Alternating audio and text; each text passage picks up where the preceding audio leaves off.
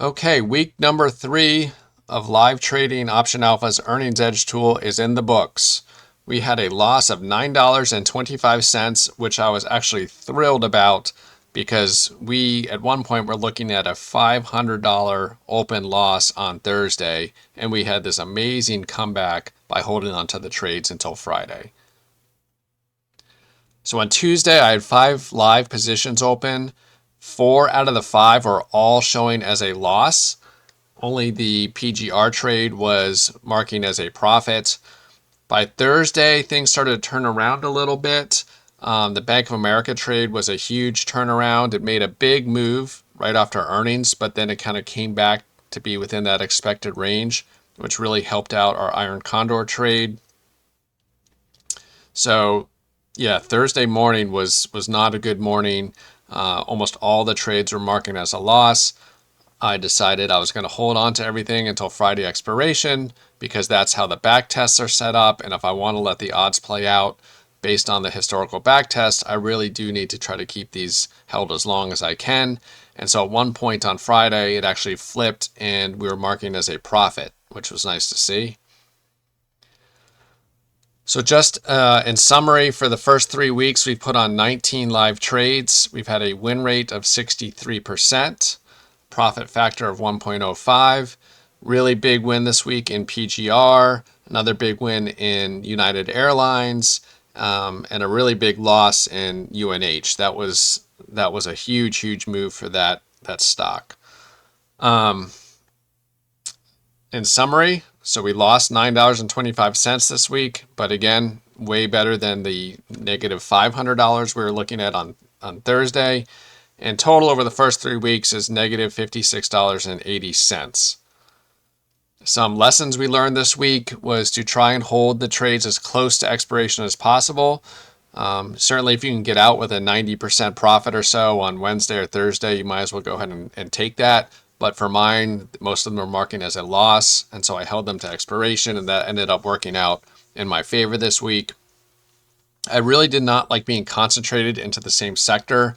I think at one point I had 4 or 5 trades all open in the financial sector, and that started making a big move, and they were all moving against me. And so moving forward, I'm going to take smaller risks amounts when I've got a lot of trades open in the same sector. So I'm still going to put on all the trades. I'm just going to lower my position sizing so I'm not risking as much in that same sector. We learned some lessons about the Earnings Edge tool. For example, it seems to be pulling in trades that have already reported earnings, and I'll show you what I mean by that in a second. And we've also saw a post in the forum about the back test not being accurate if there's multiple contracts, and I'll also pull up that post and show you what I mean. So here's the forum post about stocks reporting before earnings. In this case, US Bank, symbol USB, reported on July 17th. It reported that morning. I was actually in that trade. But then when I went to the screener that day, I was surprised to see it was still showing up and still available to take those trades. And it looks like a few people actually did take those trades live, but the stock had already reported earnings. So there's really no edge there with the earnings IV crush or anything like that. So hopefully the team at Option Alpha can figure that out and maybe not show trades that have already reported that day in the morning in the Earnings Edge tool.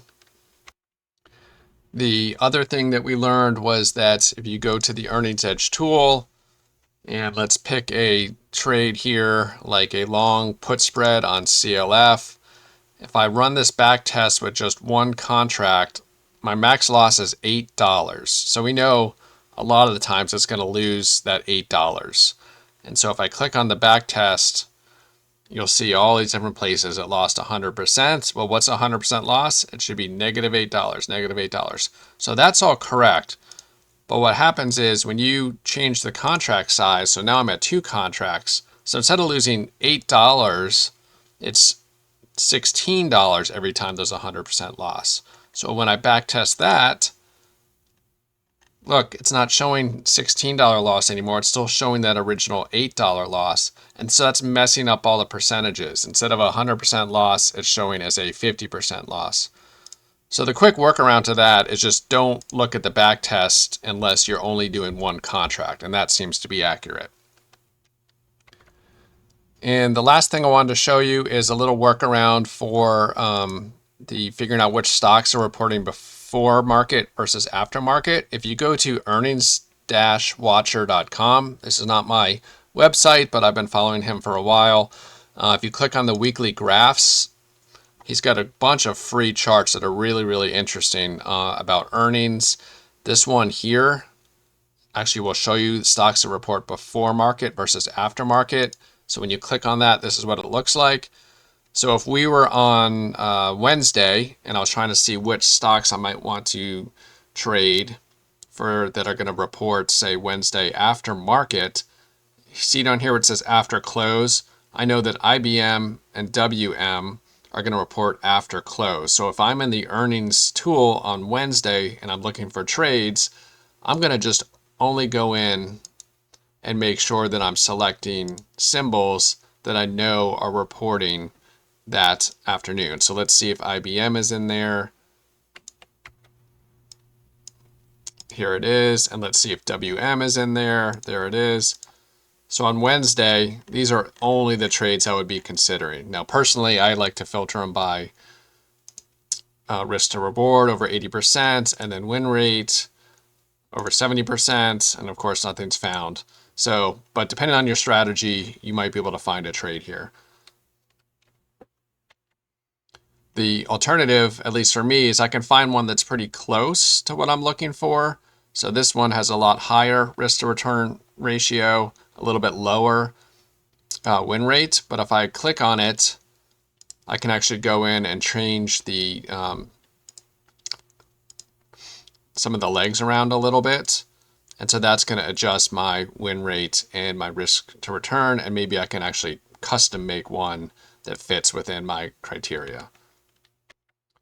And that's all I got for this week. Stick around and we'll make our week 4 video next weekend. Thank you.